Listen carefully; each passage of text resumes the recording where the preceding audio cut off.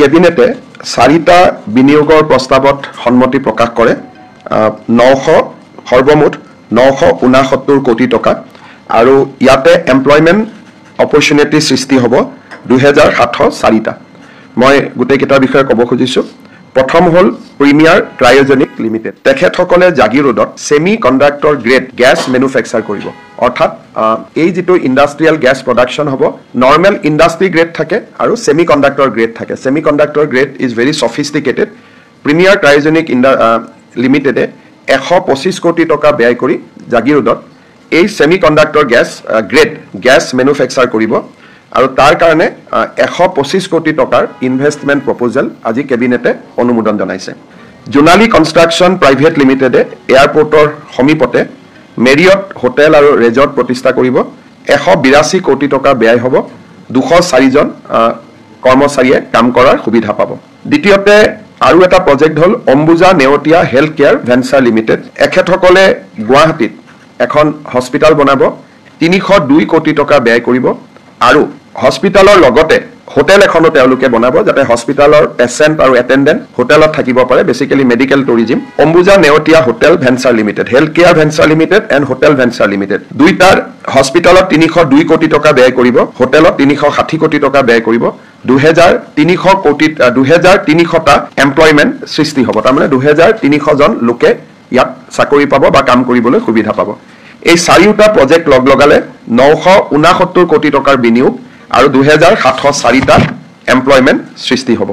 আজি কেবিনেটে ইয়াক অনুমোদন জনায়। আজি কেবিনেটে এটা বিশেষ সিদ্ধান্ত গ্ৰহণ কৰে, সেইটো হল ইণ্টাৰ ৰিলিজিয়ন ল্যান্ড ট্ৰান্সফাৰ। যেনেকে এগৰাকী হিন্দু মানুহে মুছলমান মানুহক মাটি বিক্ৰী কৰিব বা মুছলমানে হিন্দুক বিক্ৰী কৰিব বা কোনোবাই খ্ৰীষ্টিয়ানক বিক্ৰী কৰিব বা কোনোবাই বুদ্ধিষ্টক বিক্ৰী কৰিব, কোনোবাই জৈনক বিক্ৰী কৰিব। এই ইণ্টাৰ ৰিলিজিয়ন ল্যান্ড সেল তাক ৰেগুলেট কৰাৰ কাৰণে আজি কেবিনেটে এখন এছঅপিৰ অনুমোদন জনায়। এই অনুসৰি প্ৰথম যেতিয়া এছডিসি তাত প্ৰস্তাৱটো আহিব যে মই মাটিখিনি বিক্ৰী কৰিব খোজো, যদি স্বধৰ্মৰ হয় ক'বলগীয়া একো নাই। যদি ধৰ্ম বেলেগ হয়, হিন্দুৱে মুছলমানক কৰক বা মুছলমানে হিন্দুক কৰক, যদি ইণ্টাৰ ৰিলিজিয়ন হয়, তেতিয়াহ'লে প্ৰস্তাৱটো মাটিডোখৰ সত্য হয় নে নহয়, মাটিৰ মালিক হয় নে নহয়, যিখিনি সাধাৰণ পৰীক্ষা সকলো মাটিৰ ল্যান্ড ট্ৰান্সফাৰ হলে কৰে, তাক কৰাৰ পিছত প্ৰস্তাৱটো ডিসি অফিচলৈকে প্ৰেৰণ কৰিব। ডিসিয়ে প্ৰস্তাৱটো লগে লগে ৰেভিনিউ ডিপাৰ্টমেণ্টত পঠাই দিব চৰকাৰক। ৰেভিনিউ ডিপাৰ্টমেণ্টত এজন নোডেল অফিচাৰ থাকিব। ৰেভিনিউ ডিপাৰ্টমেণ্টে প্ৰস্তাৱটো পোৱাৰ পিছত ৰেভিনিউ ডিপাৰ্টমেণ্টে স্পেচিয়েল ব্ৰাঞ্চক, অসম পুলিচৰ স্পেচিয়েল ব্ৰাঞ্চলৈকে প্ৰস্তাৱটো প্ৰেৰণ কৰিব। স্পেচিয়েল ব্ৰাঞ্চে 4টা বিষয় চাব যে ই ফ্ৰডুলেন্ট নেকি বা কোহেচিভ নেকি, ইলিগেল ট্ৰান্সফাৰ নেকি, বা কোনোবাই যদি মাটিটো কিনিব খুজিছে তাৰ টকাৰ সোৰ্সটো কি, মানে বিত্তটো ক'ৰ পৰা আহিছে, whether it is a white money or black money, সেইটো চাব। তাৰ পিছত চাব যে এই মাটিটো বিক্ৰী কৰিলে তাৰ সামাজিক গাঁথনিটোৰ ওপৰত কেনেকুৱা প্ৰভাৱ পৰিব, তাক পৰীক্ষা কৰিব। চতুৰ্থতে ৰাষ্ট্ৰীয় নিৰাপত্তাৰ দিশটো পৰীক্ষা কৰিব।